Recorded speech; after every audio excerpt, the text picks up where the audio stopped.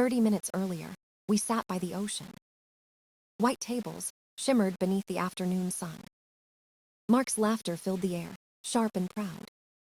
His friends leaned in, eyes glossy with admiration. He told stories from college, each one bigger than the last. I smiled politely, counting how many drinks he'd had. 5 glasses of wine, maybe 6. The bottle was almost empty, like his patience for me. I reached across the table, touched his wrist gently. "Maybe slow down," I said, my voice calm. He froze, then smiled the kind of smile that hides knives. "This," he said, pulling his hand away, "is why no one wanted you here." The words sliced clean through the noise. His friends stared down at their plates. A fork clattered against porcelain. Heat climbed my neck, but I kept my tone even. "I was only worried about the drive," I said. Mark pushed back his chair, the sound violent and final. He snapped his fingers. A friend tossed him the car keys. "You drive," Mark ordered, tossing them to another man. "Anna can walk, might do her some good." They all laughed softly, not at the joke but at the tension. I sat frozen as he turned away. The sunlight shifted, harsh and merciless. He dropped a pile of euros on the table, performative and cruel. Enough to pay the bill, enough to show he was in control. Then he was gone, leaving only the echo of footsteps. The waiter approached, hesitant but kind. He didn't speak English, but his eyes said everything. I nodded, pretending strength, pretending I wasn't unraveling. I found my purse empty. No cards, no cash, no passport. Mark had insisted on keeping them safe. The irony burned. By evening, I sat alone on a bench overlooking the water. The horizon blurred where sea met sky. My phone vibrated, a text from him. "Cool off. Maybe now you'll learn not to embarrass me." I stared at the words until they lost meaning. Then I laughed once, sharp and hollow. This was not a mistake. This was punishment. I called him 10 times. Each went to voicemail. His recorded voice sounded cheerful, almost kind. The tone before the beat felt like a door closing. At midnight, I walked the narrow streets of the village. The sound of my footsteps was the only proof I still existed. The windows glowed softly with lives that weren't mine. I found a small guest house near the harbor. The room smelled of salt and old wood. I counted my hidden emergency cash. 125 euros. Enough for a few nights, not enough for a way home. I stared at my reflection in the cracked mirror. Hair tangled, eyes swollen. A stranger stared back, silent and stunned. I picked up my phone again, typed a message I didn't send. "You win." Then I deleted it. Tomorrow, I told myself, I'll find a way out. But tonight, I let the world fall quiet. And for the first time in years, I cried without shame. The morning came too bright, too cruel. I hadn't slept, only counted the cracks in the ceiling. My body felt hollow, my mind scraped clean. The sea outside whispered like it knew my name. I packed what little I had left. Passport hidden in my bra. Phone at 15% battery. A handful of euros folded tight in my palm. No plan, just motion. At the bus station, signs blurred in a language I didn't speak. I pointed at a map, hopping for distance. The clerk squinted, then printed a ticket to Spain. "Solo?" he asked. I nodded. The word tasted new, heavy, true. The bus groaned as it pulled away from the coast. Villages passed in smudges of white and blue. Olive trees bent under wind. I pressed my forehead to the window, watching everything fade. Hours turned to miles, miles to silence. When the sun dropped behind the hills, exhaustion swallowed me. I woke to the sound of brakes hissing. "Santiago," the driver said, voice rough. I stumbled out into strange air. The town felt ancient, patient, indifferent. Streets wound like veins through stone. My legs shook. I followed the scent of grapes and soil. Fields stretched ahead, rows upon rows of vines. My shoes sank into the dirt. Every step felt heavier than the last. My stomach cramped from hunger. The world tilted sideways. I tried to breathe, but the sky folded in.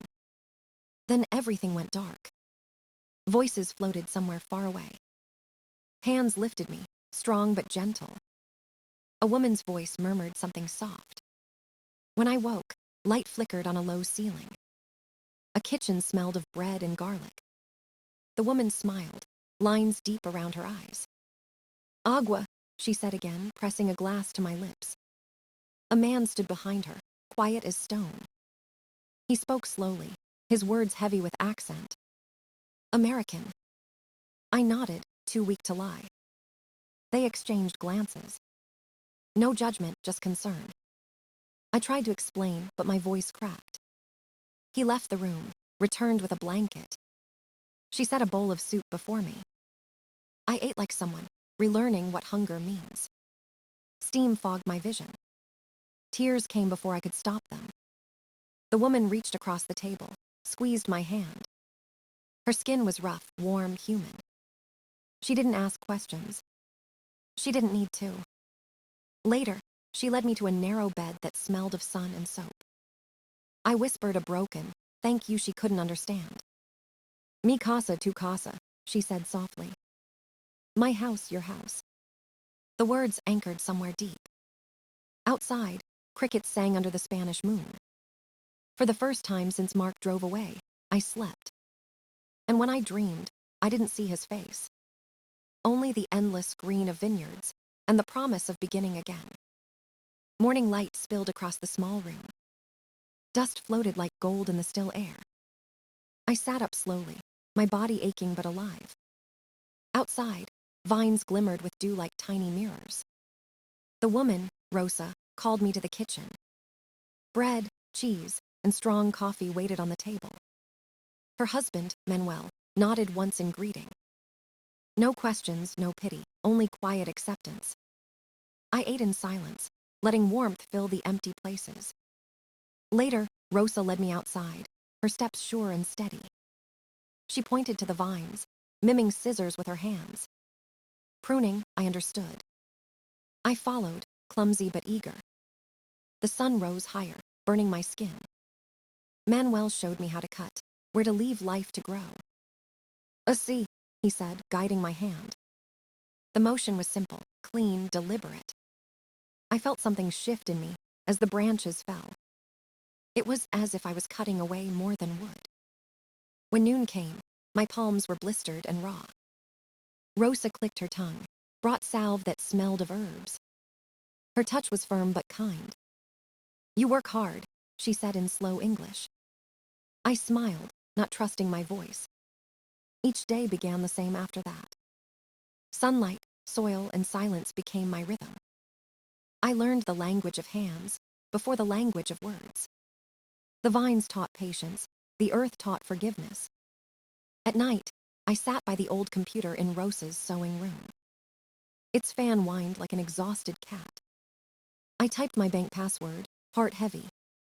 The numbers glared back, brutal and final. Accounts emptied. Credit frozen. He had taken everything. Then I saw the email to my parents. She's having another episode. The lie struck deeper than any betrayal. I had no episodes. Only a husband who needed a story that made me small. Anger came quiet but sharp. For the first time, it didn't scare me. It steadied me. I looked around the kitchen, the vines, the stone walls. This place was real. He could not touch it. The next morning, I woke before dawn. Mist covered the fields like breath on glass. I worked beside Manuel, the air cold against my face. He spoke little, but sometimes hummed old songs. The rhythm matched the shears in my hands. By evening, I was too tired to think of him. Rosa placed a bowl of stew in front of me.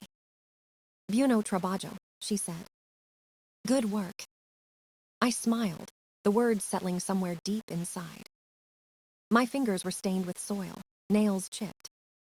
Once I would have been horrified. Now it felt like proof of existence. Each cut, each ache, Each drop of sweat was mine. I wasn't surviving anymore. I was beginning. And though the ghosts of the past still whispered, their voices grew quieter with every sunrise. Weeks passed in the slow rhythm of harvest. The air smelled of ripened grapes and wet soil. My hands toughened. My back no longer ached from bending. Rosa trusted me now with the smaller tasks. She showed me how to stir the fermenting barrels. The scent of wine and thyme filled the cellar. Manuel nodded approval, pride hidden behind quiet eyes. In the evenings, I sat by the ancient computer again. Dust clung to the keyboard like memory. I opened the ledgers stacked in faded ink. Sales, costs, shipments, everything trapped in paper. I typed the numbers into a spreadsheet. Rows, columns, clarity. For the first time, the vineyard had order. Rosa watched over my shoulder, curious. I translated words into her language, using my phone. "This helps," I said. She smiled, not quite understanding but believing. I took photos of the vineyard, under golden light. The hills, the vines, Rosa's wrinkled hands holding grapes. I created a new account online. Second Life Vineyard. I posted the photos, the story, the work. Within days, messages appeared. People asked about the wine, about Rosa, about the land. Restaurants sent emails in hesitant English. They wanted bottles. When a man from a coastal town arrived, he offered a price too low to be fair. I smiled, calm, steady. "For this quality, €15 each," I said. He frowned, tested my resolve, then agreed. Manuel laughed softly when I handed him the money. "You made good price," he said. We placed the bills in a glass jar, labeled with tape. My future. Every sound of coins inside was a promise. Days became full with new purpose. I designed small labels, traced with Rosa's name. I repaired the sign by the road. Letters freshly painted under the sun. Travelers stopped now, asking to taste. Rosa poured proudly, her laughter bright again. At night, we shelled peas at the kitchen table. She spoke of her daughter, who left for Canada. The pain in her eyes mirrored mine. I told her slowly about Mark. About the restaurant, the keys, the silence. She listened, hands still moving through the peas. When I finished, she reached across and held my wrist. "Family," she said, her accent heavy but clear. "Sometimes we choose." Her words sank deep, steady as the roots of vines. The next week, a lawyer came with papers. Manuel translated carefully. They wanted to make me partner. 25%. I stared, stunned, unsure how to breathe. Rosa squeezed my hand, firm and certain. "You build something new," she said. I signed my name. The ink trembled slightly, but my hand did not. That night, I sat by the vineyard under a full moon. The grapes glowed like small lanterns. Somewhere inside, I understood. I was no longer a guest. I belonged to this soil, and it belonged to me. The email arrived just after sunrise. Its subject line froze the breath in my lungs. "I know where you are." The words pulsed on the screen like a heartbeat. 4 months of quiet collapsed in an instant. Mark had found me. He was coming. Thursday, 3 days away. Coffee shook in my hands, rippling across the cup. Rosa saw my face and said nothing, only placed a hand on my shoulder. That afternoon, I went to the lawyer in the nearby town. The office smelled of leather and dust. He prepared the divorce papers in both languages. Every page felt like reclaiming air. He nodded at the evidence on my thumb drive. The emails, the messages, the lies. "Very strong case," he said. When I returned, Rosa waited with determination in her eyes. She opened her wardrobe, searching through clothes. She chose plain pants, a white shirt, low boots.